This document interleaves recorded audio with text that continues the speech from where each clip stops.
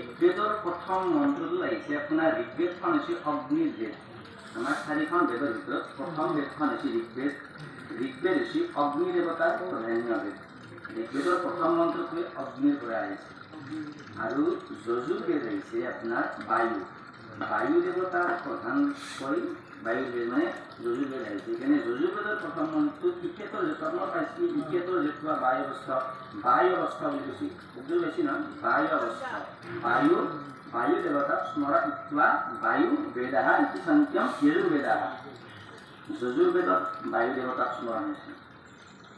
এতিয়া ঋগ্বেদ যেতিয়া আমি পাঠ কৰিছোঁ অগ্নিৰে পুৰোহিতম যজ্ঞস্য দেৱ মৃত্যুজম কৈছে যে প্ৰথম জীৱনৰ প্ৰথম আমি ঋগ্বেদ আৰম্ভ কৰিয়ে আমি অগ্নি দেৱতাক স্মৰণ কৰি ঋগ্বেদৰ ভিতৰত আমি প্ৰৱেশ কৰিব লৈছোঁ। ঋগ্বেদে কয় যে ঋগ্বেদ এখন সূত্ৰৰ বেদ, য'ত চব বিষয়ৰে এটা সংক্ষিপ্ত হিচাপত সূত্ৰ দিয়া থাকে।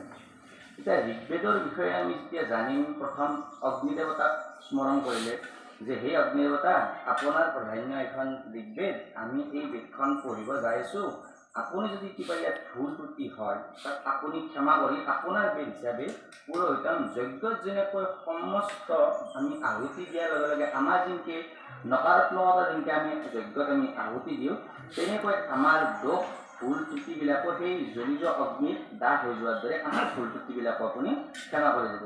যজ্ঞস্য হোতাৰম ৰত্নধাগমম বুলি কৈছিল।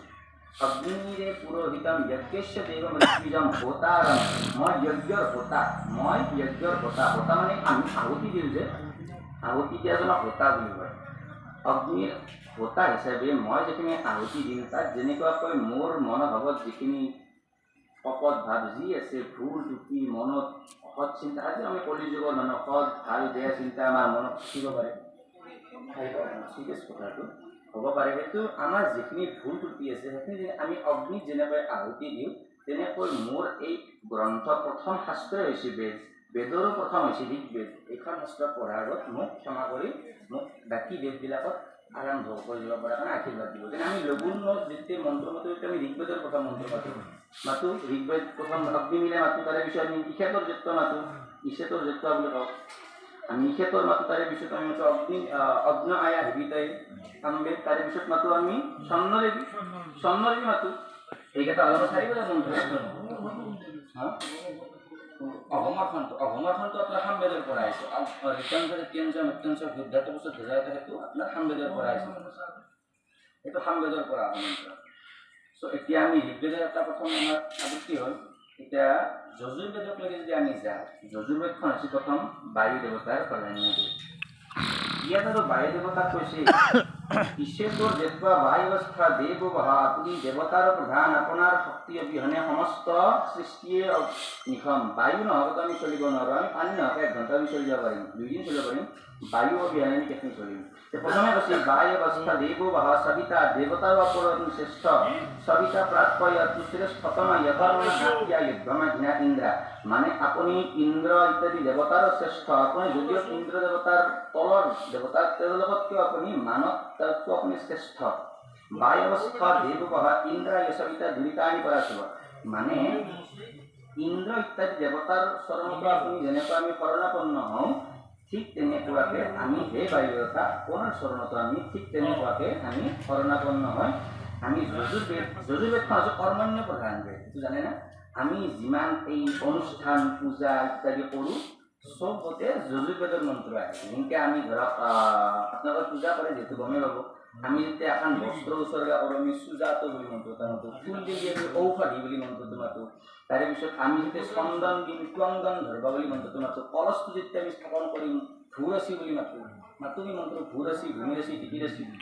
চব পূজাত যিমান মন্ত্ৰ ব্যৱহাৰ হ'ব চব মন্ত্ৰ হ'ব কৰ্মণ্য প্ৰধান বেদৰ পৰা। সেইকাৰণে ইয়াতে প্ৰথম মন্ত্ৰ যদি আহিছে সবিতা আনি কৰা চব, সবিতা মানে এই সৃষ্টিৰ প্ৰথম ৰখে। চবতে আমি যি বস্তু আমি পূজা কৰিলেও আমি আহত গছবিলাক পূজা কৰিম, তুলসী দালক পূজা কৰিম, আমি কলগছৰ পৰা এটা পাত কাটি আমি ভগৱানক সন্মুখত আমি পূজা কৰিম। যিবিলাক পূজাত ব্যৱহৃত বস্তু, পূজাৰ মন্ত্ৰ ইত্যাদি চব বস্তুৰ বিষয়ে পূজাৰ যজুৰ্বেদত উল্লেখ থাকে।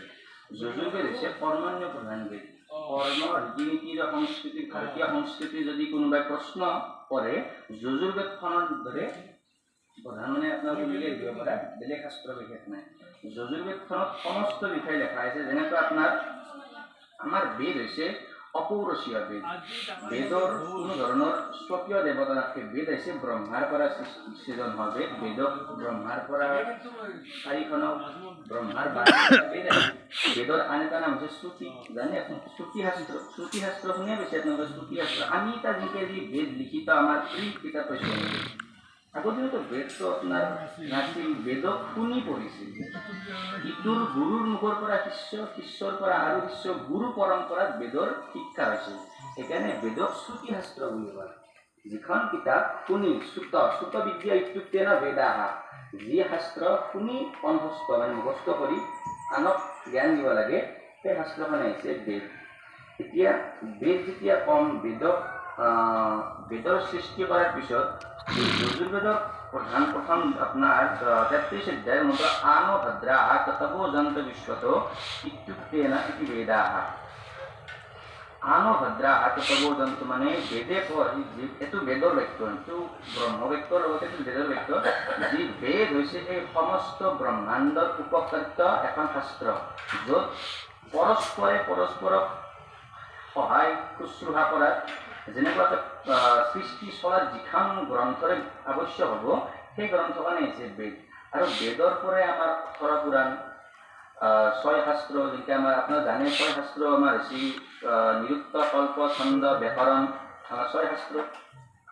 6 শাস্ত্ৰৰ সৃষ্টি হৈ বেদৰ পৰাই হৈছে। সেইকেইটাক কয় আপোনাৰ বেদাংগ বুলি কয়। বেদ পঢ়াৰ পিছত বেদাংগ পঢ়াৰ বহুত প্ৰয়োজন হয়। এতিয়া বেদ যিহেতু পঢ়ি, বেদ পঢ়াৰ লগতো বেদৰ বিষয়ে জানিব লাগিব। বেদ শব্দটো হৈছে বাণী ইত্যুক্তানপি বেদাহ। যি শব্দ ব্ৰহ্মৰ বাণীৰ পৰা উৎপত্তি হৈছে, ব্ৰহ্মৰ বাণীৰ পৰা বেদ আহিছে। যেনেকৈ শ্ৰীকৃষ্ণৰ বাণীৰ পৰা গীতা আহিছে।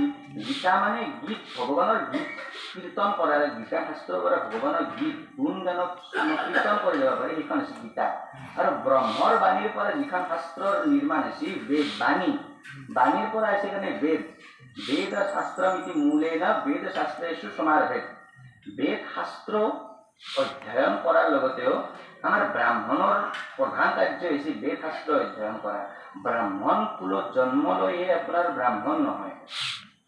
আমি ব্ৰাহ্মণ কুলত জন্ম হোৱাৰ লগতেও আমাৰ 25 শ্লোক আপুনি পাব লাগে। জন্মান্ত সৰ্বেণ শূদ্ৰা সংস্কাৰ দ্বিজ উচ্যতে বেদ পাঠে ভবে বিপ্ৰ ব্ৰহ্মণ জানাতি ইতি ব্ৰাহ্মণাঃ। মানে জন্মতে বোলে সকলোৱে ক্ষুদ্ৰ বৰ্ণৰ হয় বুলি কৈছে। সংস্কাৰ দ্বিজ উচ্যতে, আমাৰ যেতিয়া যজ্ঞবিধ সংস্কাৰ হয়, যজ্ঞবিধ সংস্কাৰ যেতিয়া হয়, আমি দ্বিজ উচ্যতে আমাৰ পুনৰ জন্ম হোৱা নিচিনা হয়। আমি তেতিয়াহে আমি ব্ৰাহ্মণ কুলত জন্ম লাভ কৰোঁ। আমি জন্ম হৈ ব্ৰাহ্মণ নহয় কোনো। ব্ৰাহ্মণ কুলত জন্ম হোৱাতে গৌৰৱৰ কথা নহয়। ব্ৰাহ্মণ কুলত জন্ম হৈছে ব্ৰাহ্মণৰ কৰ্ম কৰিব পাৰিব লাগিব। যেনেকৈ যজ্ঞবিধ সংস্কাৰ, প্ৰথম আমাৰ যে যজ্ঞবিধ সংস্কাৰ হওঁতে আমাৰ শিক্ষা গ্ৰন্থ আমাৰ সংস্কাৰ হয়। গুৰুকুলত যিহেতু আমাৰ সংস্কাৰ তেনেকুৱাকৈ হয়, শিক্ষা বন্ধনৰ সংস্কাৰ হয়, যজ্ঞবিধ সংস্কাৰ হয়। এইবিলাক সংস্কাৰৰ পিছত দ্বিজ উচ্চতে, আমি উচ্চ প্ৰাপ্ত কৰি যাওঁ। উচ্চ মানদণ্ড হয় মানে ব্ৰাহ্মণ হ'ব। ব্ৰাহ্মণ এতিয়া বেদ পাঠে ভবে বিপ্ৰ। আৰু বেদ যেতিয়া বেদ শাস্ত্ৰৰ অধ্যয়নৰ পিছতে, বিপ্ৰ মানে জানে ব্ৰাহ্মণক বিপ্ৰ বুলি কয়। বেদ শাস্ত্ৰৰ অধ্যয়নৰ পিছত ব্ৰাহ্মণ হয়। আৰু ব্ৰহ্মণ জানাতি ইতি ব্ৰাহ্মণাঃ। যোনে ব্ৰহ্মত্বক জ্ঞান পায়, যোনে বেদ শাস্ত্ৰ পঢ়ি জ্ঞানী হয়, ব্ৰহ্মত্বৰ বিষয়ে জ্ঞাত হয়, তেওঁহে ব্ৰাহ্মণ। ব্ৰাহ্মণ কুলত জন্ম হৈ যায়। আৰু আচ্ছা, ব্ৰাহ্মণ বুলি ক'লে আমাৰ ব্ৰাহ্মণটো কিহত আহে? ব্ৰাহ্মণ কিনো? ব্ৰাহ্মণ কি? ব্ৰাহ্মণটো হৈছে এটা বৰ্ণ। আমাৰ বৰ্ণ কেইটা, আমাৰ বৰ্ণ হৈছে 4টা। কি কি বৰ্ণ?